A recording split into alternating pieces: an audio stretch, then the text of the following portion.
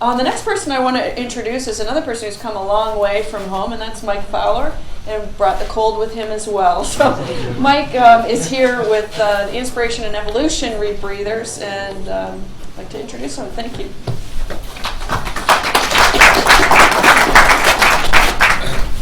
Thank you. Excuse me for the cold. I'm trying not to give it to anybody, so if I'm not shaking your hands, it's not anything other than I like you and I don't want to give you a cold. It's not because you're English. No. You can tell. Hey. So this has been a fantastic event, and I think it's great that the NACD have put this on, particularly as they're in that transition point now where they're not actually supporting rebreathers in the sense of having a training program, but they're exploring the possibilities. Listening to everything that everybody's said here, Paul hit the nail on the head a little bit for me. Was we've looked at the downsides of diving with the rebreather, I think, a lot today, and we've got to put it into perspective that scuba diving is a dangerous sport.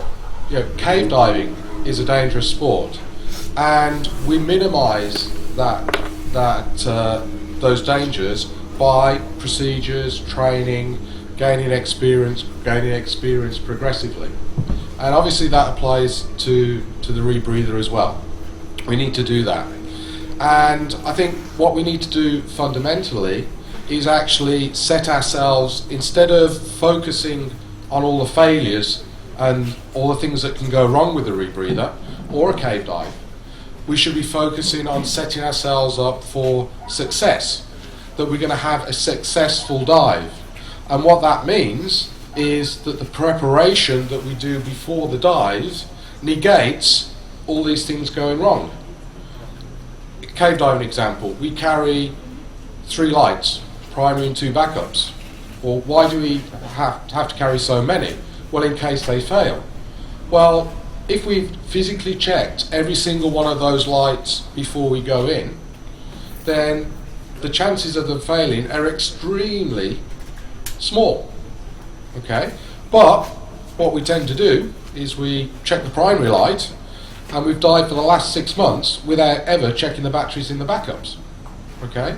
So all of a sudden, now you are faced with the lights out drill because your primary did fail, but you haven't checked the backups. Same sort of things apply to the rebreather. Okay? If we make sure that all the checks are done, we should never have a canister breakthrough. We should never have a CO2 issue if we set the rebreather up correctly and properly before the dive. So we need to have the mentality of planning for and executing a successful dive.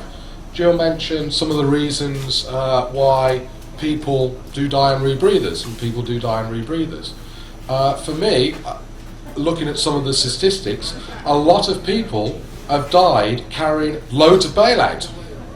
Okay? But they've died on a rebreather anyway because they haven't jumped in the water necessarily with the right mental attitude. They jump in, well, I've got loads of bailout, so I'm going to be fine. And they don't monitor the rebreather. Now, I jump in the water with the philosophy that I'm carrying bailout, but that's not for me. From a mental point of view, it's for somebody else if they come up and give me the out of air signal. That's for them, in that sense. Because I know I've done all my checks and that my rebreather is going to function 100%. Okay? Touch wood on that, but you can never say never. But that's the mental philosophy that I've got with carrying the bailout. Yes, if I have to use it, it's there, but it's really, mentally, I've got it for somebody else. Okay?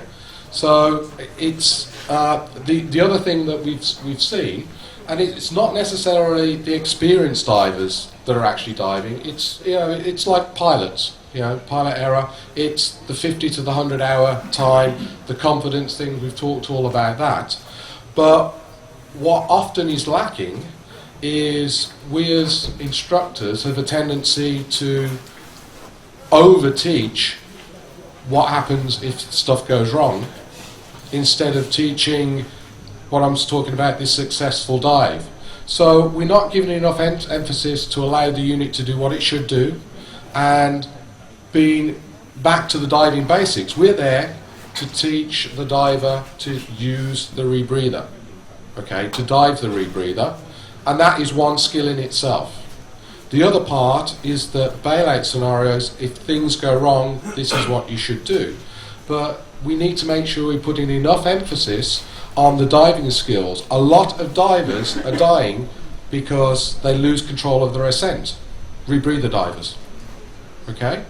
And why is that happening? Buoyancy, constant loop volume, is a basic skill. But what they're coming out with is all these emergency bailout scenarios that, if they plan to have a successful dive, wouldn't have happened in the first place, but they haven't got the basics of controlling the buoyancy.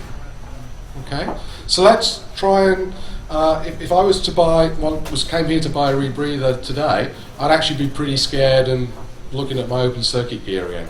But rebreather diving with the right attitude is just as safe as diving on open circuit. Okay, we've got more so, exactly. We've got more options on a rebreather than you have on open circuit. So, we have to be aware of the bad side of everything, but let's not always focus on the bad side. Let's look at the good side of why we dive rebreathers and why we can do the many things that we can do on rebreathers. Typical Brit, rose-coloured spectacles. Absolutely. Thank you. Cool. Thanks.